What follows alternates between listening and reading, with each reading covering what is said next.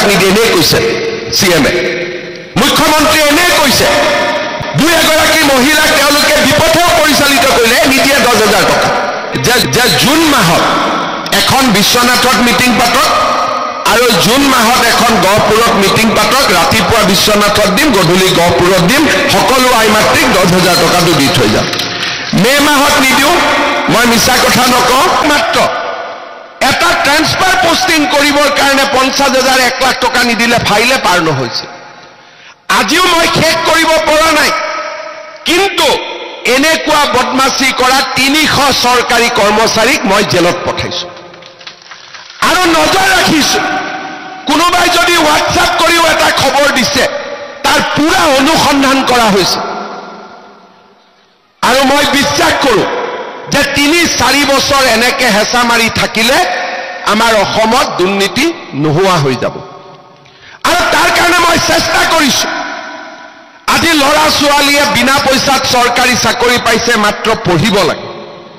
আৰু যোন লৰা ছোৱালীয়ে চৰকাৰী চাকৰি নাপায় তাৰ কাৰণেও আমি এটা নতুন আঁচনি আনিছো যে প্ৰত্যেক সমষ্টিত প্ৰত্যেক বছৰে 1000কৈ লৰা ছোৱালীক ব্যৱসায় আৰু উদ্যোগ কৰিবৰ বাবে কোনো মৰ্গেজ নোহোৱাকৈ আমি 2 লাখ টকাকৈ সহায় কৰিম তাৰ মানে গহপুৰত 1000 লৰা বিশ্বনাথত 1000 লৰা বিহালীত 1000 লৰা 2 লাখ টকা পাব বেংকৰ পৰা নহয় গভৰ্ণমেণ্টক ঘূৰাই দিব নালাগে ব্যৱসায় কৰক ইণ্ডাষ্ট্ৰি কৰক কিবা কৰক আৰু বেংকৰ পৰা লোন লৈ আৰু বঢ়াই দিয়ক আমাৰ আপত্তি নাই আৰু অহা বছৰ আৰু 3,000 তাৰ পিছৰ বছৰ আকৌ 3,000 তাৰ মানে চৰকাৰী চাকৰি নাপালেও লৰা ছোৱালীয়ে নিজৰ ভৰিত নিজে থিয় দিব পাৰিব আজি আপোনালোকে চিন্তা কৰক ছোৱালীয়ে কলেজত পঢ়িব যাব নিযুত মইনাৰ টকা সোমাই অহাবাৰ আৰু সোমাব আৰু লৰাবিলাকৰ কাৰণেও এইবাৰ আমি এটা নতুন আঁচনি আনিছো যে যিবিলাক লৰা ছোৱালীয়ে ডিগ্ৰী পাছ কৰে প্ৰথম বছৰটো ডিগ্ৰী পাছ কৰিলে দেউতাক মাককো পইচা খুজিব নোৱাৰে ইণ্টাৰভিউত যাব লাগে এই ডিগ্ৰী পাছ কৰা লৰাসকলৰ বাবে বেংক একাউণ্টত প্ৰত্যেক মাহত আমি 2,500 টকাকৈ জমা দিম এবছৰৰ কাৰণে তাৰ মানে পৰিয়ালটোক মই কতো কষ্টত থাকিব দিব খোজা নাই দুখীয়া মানুহ চাউল ফ্ৰী দালি চেনি কম দাম গেছ কম দাম লৰাক পঢ়াব লাগে ছোৱালীক পঢ়াব লাগে বিনামূলীয়া এডমিশ্যন নিযুত মইনা ডিগ্ৰী পাছ কৰিছে জীৱন প্ৰেৰণা প্ৰত্যেকটো পৰ্যায়তে আজি ৰাইজৰ লগত আমি থিয় হৈছো কংগ্ৰেছ চৰকাৰৰ দিনত আৰু আমাৰ দিনতো ঘৰৰ কাৰণে জিঅ' টেগিং কৰিবৰ কাৰণে পইচা দিব লাগিছিল এইবাৰ জিঅ' টেগিঙত কোনোবাই পইচা লৈছে নেকি সঁচা কথা ক'ব কোনোবাই লৈছে নেকি আজি সকলো মানুহে নিজৰ ঘৰ জিঅ' টেগিং কৰিছে জীৱিকা সখী বাইদেৱে কৰিছে চাহ একাপ খাইছে যদি খাইছে টকা পইচা কোনেও ল'বলগীয়া হোৱা নাই আৰু এনেকৈ সমাজ জীৱনৰ লগত যিমান দুৰ্নীতি আছিল আমি নোহোৱা কৰিব খুজিছো আৰু যিসকলৰ জিঅ' টেগিং বাদ পৰি গৈছে ইলেকশ্যনৰ পিছত আৰু 15 দিন সময় দিম নিজৰ জিঅ' টেগিং নিজে কৰিব পাৰিব নিজৰ জিঅ' টেগিং নিজে কৰিব পাৰিব আমাৰ চাহ বাগিচাৰ লাইনৰ মাটিবিলাকৰ মালিক চাহ বাগিচাৰ শ্ৰমিকক কৰিবৰ কাৰণেও মই প্ৰচেষ্টা চলাই আছো যাতে মাটিৰ মালিকী স্বত্ব বাগানৰ শ্ৰমিকে পাব পাৰে কোনে আগত চিন্তা কৰিছিল আমাৰ বিহু আজি বিশ্ব স্বীকৃতি পালে ঝুমুৰে বিশ্ব স্বীকৃতি পালে অসমীয়া ভাষাই ধ্ৰুপদী ভাষাৰ মৰ্যাদা পালে আজি কোনটো পৰ্যায়ত দৰিদ্ৰ মানুহক সহায় চাকৰিত সহায় national highway medical college tunnel আৰু আমাৰ সাংস্কৃতিক ঐতিহ্য কোনো কামেই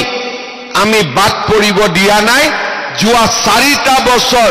প্ৰতিটো পল প্ৰতিটো মুহূৰ্ত ৰাইজৰ কাৰণে কাম কৰাৰ কাৰণে চেষ্টা কৰিছো বাকি সব কথা আপোনালোকে বাদ দিয়ক বিশ্বনাথ জিলাত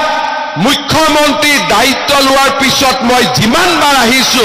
একেলগে যোগ কৰিলে অসমৰ কোনো মন্ত্ৰীয়ে ইমানবাৰ বিশ্বনাথত অহা নাছিল। আমি অসমখনক ভাৰতৰ সৰ্বশ্ৰেষ্ঠ ৰাজ্য কৰিব খুজিছো। এডভান্টেজ অসম পাতিছো, 5 লাখ কোটি টকাৰ বিনিয়োগ হ'ব। ইণ্ডাষ্ট্ৰি কোন হ'ব কোন নহ'ব মোৰ ইণ্টাৰেষ্ট নাই। মোৰ কথা হ'ল আজি বিশ্বনাথ গহপুৰৰ ল'ৰা 7,000-8,000 টকাত সিকিউৰিটি গাৰ্ডৰ চাকৰি কৰিবৰ কাৰণে তামিলনাডুত যায়, কৰ্ণাটকত যায়, অন্ধ্ৰপ্ৰদেশত যায়। 1 লাখ টকাৰ চাকৰিৰ কাৰণে বাহিৰত যাওক, 7,000-8,000 টকাৰ কাৰণে বাহিৰত চাকৰি কৰিব যায়। বেমাৰ হ'লে চিকিৎসা নাপায়, মৃত্যু হ'লে মৃত্যু, শৰীৰ অসমলৈকে ঘূৰি নাহে, মাক বাপেকে চিন্তা কৰি থাকে। অসমত যদি মই এই 5 লাখ কোটি টকাৰ ইণ্ডাষ্ট্ৰি কৰিব পাৰো, সকলো ল'ৰা ছোৱালীক মাকৰ বুকুলৈ আকৌ আমি উভতাই আনিব পাৰিম। সকলোৰে কাৰণে চিন্তা কৰিছো, কাৰণ মই বুজি পাওঁ অন্ধ্ৰপ্ৰদেশ কৰ্ণাটকত সিকিউৰিটি গাৰ্ড কৰিব গ'লে ইয়াত মাক বাপেক কিমান চিন্তাত থাকে তাক মই অনুভৱ কৰিব পাৰোঁ। লুঙি ধুতিৰে এইবোৰ সমস্যাৰ সমাধান নহয়, তাৰ কাৰণে এটা মানৱীয় মন লাগিব, ৰাইজৰ কাৰণে কাম কৰাৰ ইচ্ছা লাগিব, আৰু প্ৰত্যেকটো পৰিয়াল নিজৰ বুলি ভাবা মানুহৰ ক্ষমতা লাগিব, তেতিয়াহে এই কামবিলাক হ'ব পাৰে। শ্ৰদ্ধাৰ ৰাইজ, আজি সময় যে অসমখন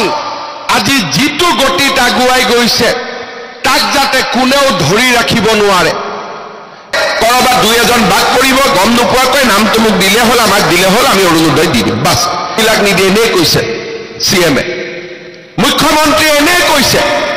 2-এগৰাকী মহিলাক তেওঁলোকে বিপথেও পৰিচালিত কৰিলে, নিদিয়ে 10,000 টকা। আৰু জুন মাহত এখন গহপুৰত মিটিং পাতক, ৰাতিপুৱা বিশ্বনাথত দিম, গধূলি গহপুৰত দিম, সকলো আই মাতৃক 10,000 টকাটো দি থৈ যাম। মে মাহত নিদিওঁ, মই মিছা কথা নকওঁ, কাৰণ মে মাহত পঞ্চায়তৰ ৰিজাল্ট দিব, জিলা পৰিষদ বনাব লাগিব, পঞ্চায়তে শপত কৰিব, গতিকে ব্যস্ত হৈ থাকিম। আমি জুন মাহত বিশ্বনাথ আৰু গহপুৰৰ আই মাতৃসকলক 10,000 টকাকৈ দিয়াৰ আমি ব্যৱস্থা কৰিম। আজি আপোনালোকে শুনি লওক। শ্ৰদ্ধাৰ ৰাইজ, আমি অসমত উন্নতিও আনিছো, নেশ্যনেল হাইৱে, গাঁৱৰ ৰাস্তা, সমজিলা, উপজিলা, আজি কোনো ক্ষেত্ৰতে আদৰ্শ অংগনবাদী কেন্দ্ৰ আমি ক'তো কাম এৰা নাই। আৰু এইবিলাক কাম কৰোঁতে কৰোঁতে আমি আৰু এটা কথা মনত ৰাখিছো,